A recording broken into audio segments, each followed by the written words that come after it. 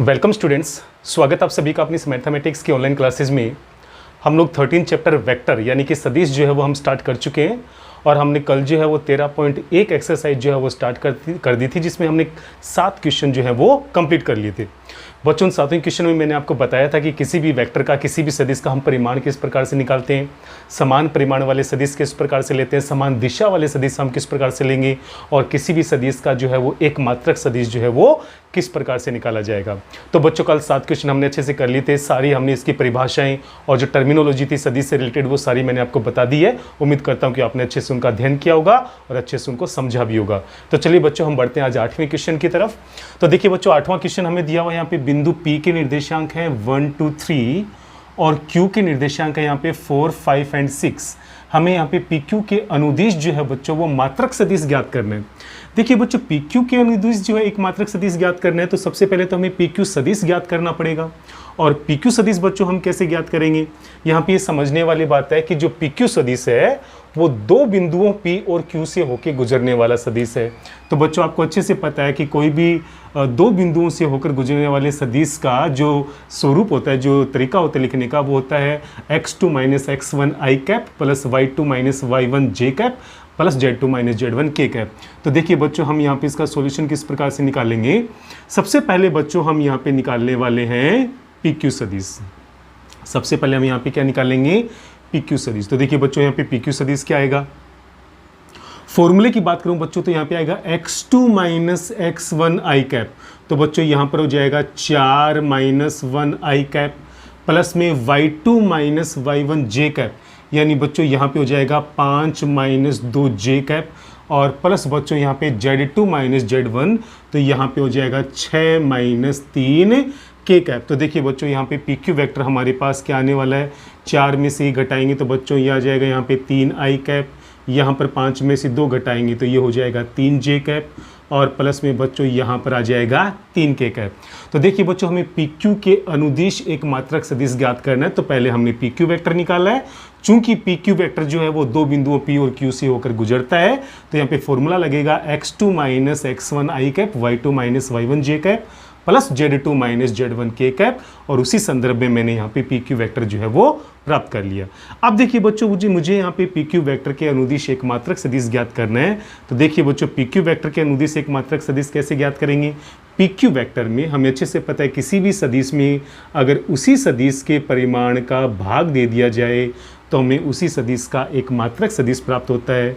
तो देखिए बच्चों, यहाँ पे PQ वेक्टर हमें दिया हुआ है 3 i कैप प्लस में है 3 j कैप प्लस में है 3 k कैप और हमें इसके परिमाण का भाग देना है। तो बच्चों यहाँ पे PQ वेक्टर का परिमाण होगा √3 का वर्ग जो है वो 9, फिर 3 का वर्ग 9 प्लस 3 का वर्ग 9।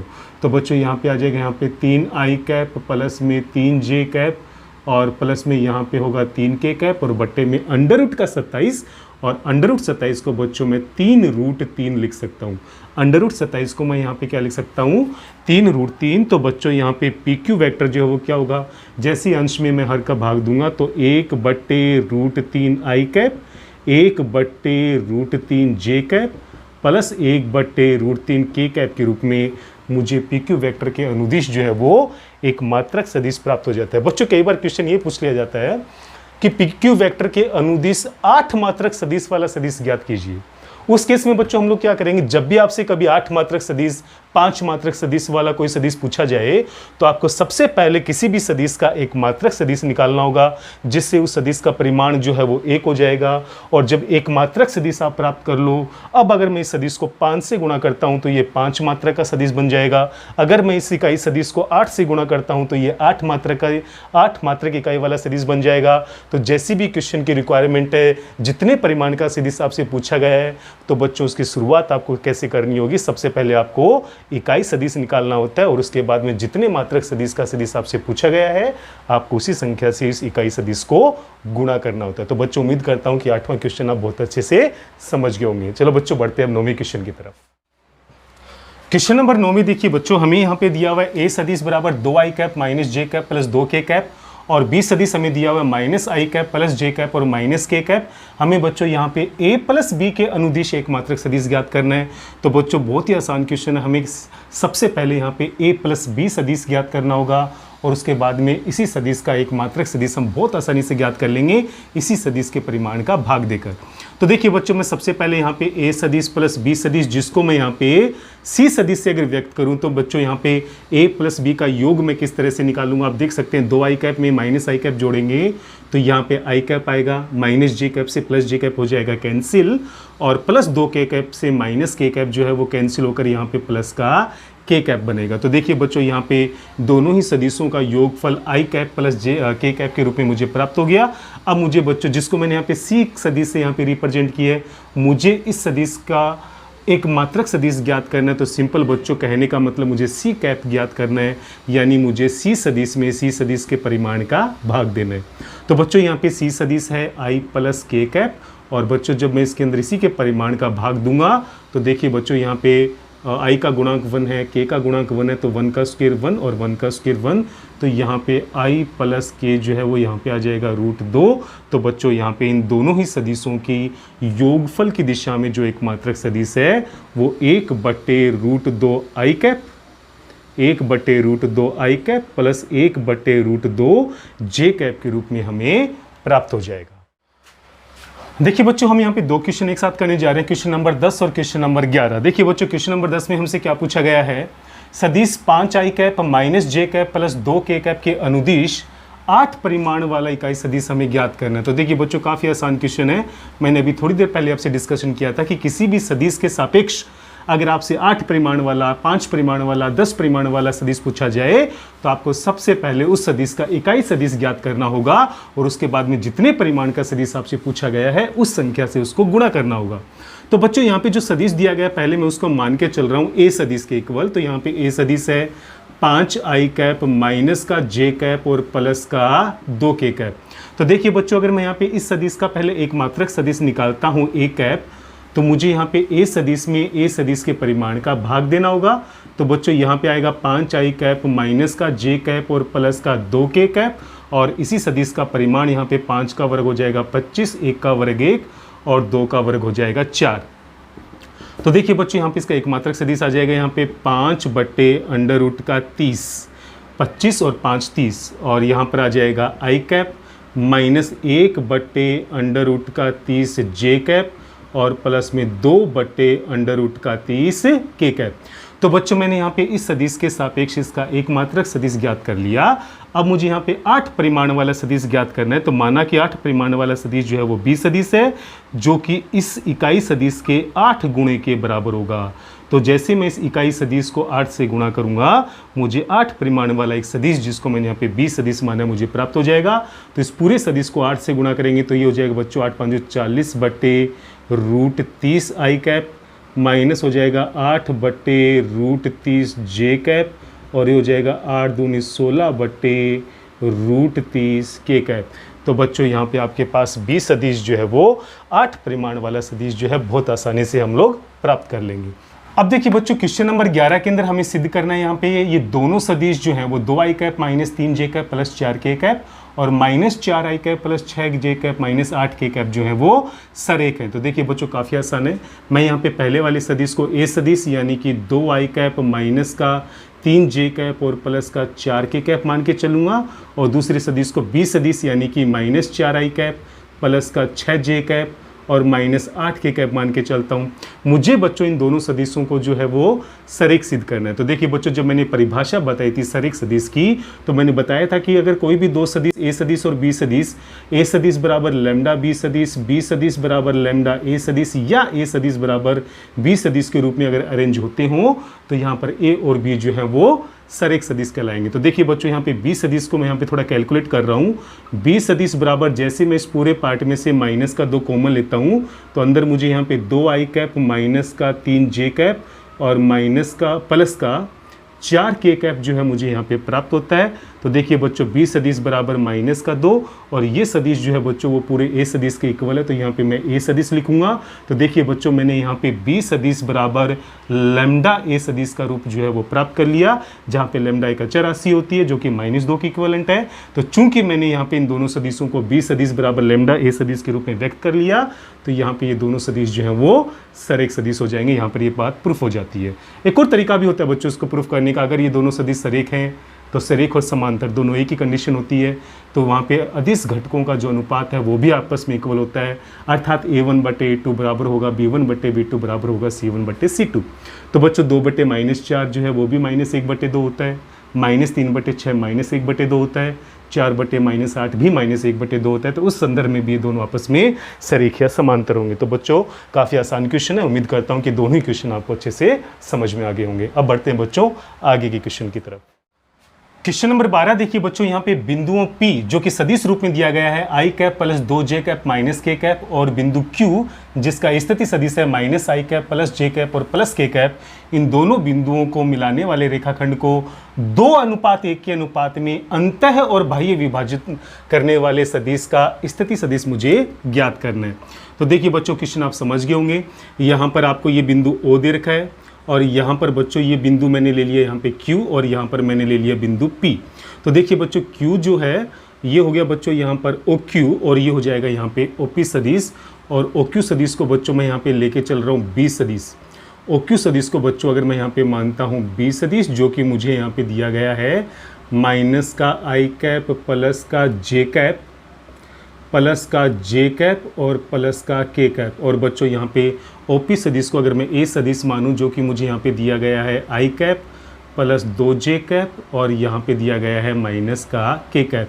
तो इन दोनों बिंदुओं को मिलाने वाले रेखाखंड को अगर कोई बिंदु R 2:1 के अनुपात में 2:1 के अनुपात के अंदर अगर अंतः विभाजन करता है, तो बच्चों उस बिंदु का स्थिति सदिश यानी मूल बिंदु के सापेक्ष उसका सदिश यानी कि जो R सदिश है वो हमें ज्ञात करना है। तो देखिए बच्चों मैंने यहाँ पे आपको अंतः विभाजन और बाह्य विभाजन के केस में फॉर्मूला बताया था। तो देखिए बच्चों अंतः विभाजन के केस में जो फॉर्मूला होने वाला है R सदिश का, वो हो जाएगा बच्चों यहाँ पे फॉर्मूला हो जाएगा यहाँ पे MB सदिश प्लस में हो जाएगा यहाँ पे NA सदिश बट्टे में यहाँ पे M प्लस N आएगा। तो M और N जो है बच्चों वो 2:1 को M अनुपात N को व्यक्त करने वाला यहाँ पे अनुपात होगा। तो M और N की वैल्यू जो है वो 2 और 1 हो जाएगी। B सदिश यहाँ पर ये हो जाएगा और A सदिश हम यहाँ पे I cap plus 2J cap और माइनस K कैप को मान चुके हैं। तो देखिए बच्चों R सदिश हमें क्या प्राप्त होगा, M की वैल्यू बच्चों यहाँ पर हो जाएगी आपके पास 2 और इसको मुझे मल्टीप्लाई करना होगा B सदिश यानी -I कैप प्लस का J कैप और प्लस का हो जाएगा K कैप, प्लस में N का मतलब यहाँ 1 से होगा और यहाँ पे A सदिश का मतलब बच्चों हो जाएगा I कैप प्लस का 2J कैप और माइनस का K कैप, और बट्टे में यहाँ पर 2 + 1 यानी कि 3 आएगा। तो देखिए बच्चों R सदिश बराबर क्या होगा, 2 को -I कैप से गुणा करेंगे तो माइनस का 2I कैप और प्लस का I कैप, तो बच्चों यहाँ पे माइनस का I कैप बचेगा। 2J कैप में 2J कैप जोड़ेंगे बच्चों तो यहाँ पे आ जाएगा 4J कैप, और 2 K कैप में से K कैप को घटाएंगे बच्चों तो यहाँ पे बचेगा K कैप और बट्टे में आएगा 3। तो बच्चों -1/3 I cap plus 4/3 J cap और प्लस 1/3 K कैप जो है वो बिंदु R का स्थिति सदिश होगा। किस कंडीशन में, जब बिंदु R P Q को जो है वो 2:1 के अनुपात में अंतः विभाजित करता है।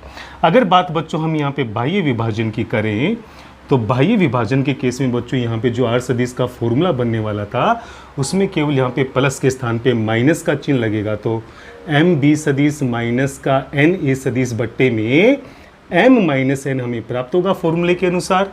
तो यहाँ पे देखिए बच्चों इन दोनों के बीच में माइनस का चिन्ह लगेगा, इसको मैं अंदर गुणा करके बीच में केवल माइनस का चिन्ह लगा रहा हूँ। तो यहाँ पर आएगा माइनस का 2I कैप प्लस का हो जाएगा 2J कैप प्लस का हो जाएगा 2K कैप, और यहाँ बाहर माइनस है तो अंदर के चिन्ह परिवर्तित होंगे। तो ये हो जाएगा माइनस का I कैप माइनस का 2J कैप और प्लस का K कैप, और बट्टे में बच्चों यहाँ पे 2 + 1 की बजाय 2 - 1 होगा, 2 - 1 जिसका भाग देंगे यानी 1 का यहाँ पे भाग लगेगा। तो देखिए बच्चों इस कंडीशन में जो R सदिश हमें प्राप्त होगा -2I कैप और -I कैप जो है वो माइनस का 3I कैप होगा, 2 जे कैप और माइनस 2 जे कैप आपस में कैंसिल हो जाएंगे और 2 के कैप में के कैप जोड़ेंगे बच्चों तो यहाँ पर आएगा 3 के कैप। तो बच्चों यहाँ पे ये जो आर सदिश हमें प्राप्त हुआ है ये अंतः विभाजन के केस में बिंदु आर का स्थिति सदिश होगा और यहाँ पर हमें जो आर सदिश प्राप्त हुआ है वो माफ़ कीजिए ये बाह्य विभाजन के केस में प्राप्त होगा और यहाँ पर ये आर सदिश जो है वो अंतः विभाजन के केस में हमें प्राप्त होगा। तो बच्चों ये केवल फॉर्मूला बेस्ड क्वेश्चन है, आपको फॉर्मूला अच्छे से याद होना चाहिए तो ये क्वेश्चन बहुत आसान रहेगा। क्वेश्चन नंबर 13 देखिए बच्चों, यहाँ पे बिंदु P जिसके निर्देशांक 2, 3, 4 है और बिंदु Q जिसके निर्देशांक 4, 1 और -2 है, इन दोनों बिंदुओं को मिलाने वाले सदिश का मध्य बिंदु हमें ज्ञात करना है। तो बच्चों यहाँ पे मध्य बिंदु नहीं बल्कि मध्य बिंदु का स्थिति सदिश हमसे पूछा गया है। देखिए बच्चों अगर बिंदु P 2, 3, 4 है तो बिंदु P का स्थिति सदिश यानी कि OP सदिश जो है वो 2i cap plus 3j cap और प्लस का 4k कैप होगा और अगर Q के निर्देशांक 4, 1, -2 है तो बिंदु Q का स्थिति सदिश यानी मूल बिंदु के सापेक्ष जो सदिश होगा OQ सदिश वो होगा यहाँ पे 4i कैप प्लस का हो जाएगा j कैप और माइनस का हो जाएगा k कैप। तो बच्चों इन दोनों बिंदुओं को मिलाने वाले सदिश में अगर बिंदु R है तो उसका स्थिति सदिश अगर मैं R सदिश से व्यक्त करूं तो मैंने आपको मध्य बिंदु का जो स्थिति सदिश है वो बताया था A सदिश प्लस B सदिश बटे यहाँ पे हो जाएगा 2। तो देखिए बच्चों A सदिश का मतलब अगर मैं यहाँ पे OP सदिश से लेता हूँ, B सदिश का मतलब अगर मैं OQ सदिश से लेता हूँ तो A सदिश के स्थान पे आएगा यहाँ पे 2i कैप प्लस का 3j कैप और प्लस का 4k कैप और इसमें मुझे जोड़ना होगा यहाँ पे 4i cap plus j cap और माइनस का 2k कैप और इसमें भाग लगेगा बच्चों यहाँ पे 2 का, तो 4 और 2 ये हो जाएगा बच्चों यहाँ पे 6i कैप, 3j कैप में j कैप जोड़ेंगे तो ये हो जाएगा यहाँ पे 4j कैप और 4k कैप में से 2k कैप घटाएंगे तो ये आ जाएगा 2k कैप और बट्टे में आएगा 2। तो देखिए बच्चों 6 में 2 का भाग देंगे तो ये आ जाएगा 3i कैप, 4 में 2 का भाग देंगे तो 2j कैप, 2 में 2 का भाग देंगे तो यहाँ पर आ जाएगा 1k कैप। तो बच्चों यहाँ पे मध्य बिंदु का जो स्थिति सदिश है वो 3i cap plus 2j cap और प्लस k कैप के रूप में हमें प्राप्त हो जाएगा। देखिए बच्चों यहाँ पे प्रश्नावली 13.1 का लास्ट यानी कि 14th क्वेश्चन जो कि काफ़ी इंपॉर्टेंट है। हम यहाँ पे 3 बिंदु A, B और C जो किसी त्रिभुज के शीर्ष हमें दिए गए हैं, हमें यहाँ पे उनके स्थिति सदिश दिए गए हैं A सदिश, B सदिश और C सदिश। A सदिश का मतलब बच्चों यहाँ पे बिंदु A का स्थिति सदिश है अर्थात यहाँ पर ये OA सदिश होगा, यहाँ पर बिंदु B का स्थिति सदिश यानी OB सदिश होगा और ये यहाँ पे OC सदिश होगा। तो देखिए बच्चों यहाँ पे हमें क्या सिद्ध करना है कि ये तीनों शीर्ष जिनके स्थिति सदिश हमें यहाँ पे दिए गए हैं ये एक समकोण त्रिभुज के शीर्षों का निर्माण करते हैं। बच्चों अगर मैं यहाँ पे काल्पनिक डायग्राम बनाना चाहूँ तो देखिए बच्चों काल्पनिक डायग्राम किस प्रकार से मैं बनाऊंगा, मैं पहले बता रहा हूँ बच्चों ये काल्पनिक डायग्राम है, यहाँ पे जरूरी नहीं है कि बिंदु A जो है वही 90 डिग्री का हो, मैंने यहाँ पे केवल समझाने के तरीके से आपको यहाँ पे बताया है। तो देखिए बच्चों बिंदु A का स्थिति सदिश अगर A सदिश है तो इसके निर्देशांक 3, -4 और -4 होंगे, तो इसके निर्देशांक 3, -4 और -4 होंगे। B का जो स्थिति सदिश है वो स्मॉल b सदिश है तो इसके निर्देशांक 2, -1 और +1 होंगे, तो ये हो जाएगा 2, -1 और +1 होंगे। और इसी प्रकार C के निर्देशांक 1, -3 और -5 हो जाएंगे। तो देखिए बच्चों यहाँ पे इनका मूल बिंदु के सापेक्ष जो है वो स्थिति सदिश आपको दिया गया था, तो ये तो है बच्चों यहाँ पे A सदिश, ये हो जाएगा यहाँ पे स्मॉल b सदिश और बच्चों ये हो जाएगा यहाँ पे स्मॉल c सदिश। अब देखिए बच्चों हमें क्या सिद्ध करना है कि यहाँ पर ये तीनों सदिश जो है या तीनों शीर्ष जो है वो समकोण त्रिभुज का निर्माण करते हैं, मतलब मुझे इस त्रिभुज ABC को समकोण त्रिभुज सिद्ध करना है। तो बच्चों बहुत आसान है, आपको यहाँ पे क्या करना होगा, आपको यहाँ पे तीनों भुजाओं के परिमाण ज्ञात करने होंगे। आपको AB का परिमाण, BC का परिमाण और AC का परिमाण ज्ञात करना होगा और अगर तीनों भुजाओं के परिमाण में अगर पाइथागोरस प्रमेय अप्लाई हो जाती है तो ये प्रूफ हो जाएगा कि ये तीनों शीर्ष जो है वो समकोण त्रिभुज को व्यक्त करने वाले त्रिभुज के शीर्ष हैं। तो लेकिन बच्चों हमारे सामने क्वेश्चन ये उठता है कि हम AB सदिश का परिमाण, BC सदिश का परिमाण और AC सदिश का परिमाण कैसे ज्ञात करेंगे। तो बच्चों इसके लिए हमें सबसे पहले जो है वो AB सदिश ज्ञात करना होगा। तो देखिए बच्चों हम इसका सोल्यूशन कैसे निकालेंगे, मैं यहाँ पे सबसे पहले AB सदिश निकाल रहा हूँ। चूंकि AB सदिश दो बिंदुओं से होकर गुजरने वाला सदिश है तो दो बिंदुओं से होकर गुजरने वाले सदिश को हम कैसे निकालेंगे, x2 - x1 की होल स्क्वायर। तो बच्चों ये हो जाएगा 2 - 3 यानी कि माइनस का 1 i कैप, y2 - y1 तो माइनस का 1 और प्लस का 4, बच्चों ये हो जाएगा प्लस का 3j कैप और z2 - z1 करेंगे बच्चों तो 1 + 4 यानी कि 5 के कैप हमें यहाँ पे प्राप्त होगा। तो बच्चों ए बी सदिश मैंने कैसे निकाला यहाँ पे, x2 minus x1 I cap plus y2 minus y1 J cap plus z2 minus z1 के कैप। तो बच्चों यहाँ पे ए बी सदिश का जो परिमाण है वो हमें क्या प्राप्त होगा, -1 का वर्ग प्लस 1, 3 का वर्ग 9 और 5 का वर्ग जो है बच्चों वो 25 होगा। तो कुल मिलाकर हमारे पास यहाँ पे अंडर रूट का 35 आएगा। इसी प्रकार बच्चों पहले हम BC सदिश ज्ञात करेंगे। तो BC सदिश जो है वो दो बिंदुओं B और C से होकर गुजरने वाला सदिश है। तो यहाँ पर भी बच्चों वही फॉर्मूला लगेगा, x2 minus x1 I cap.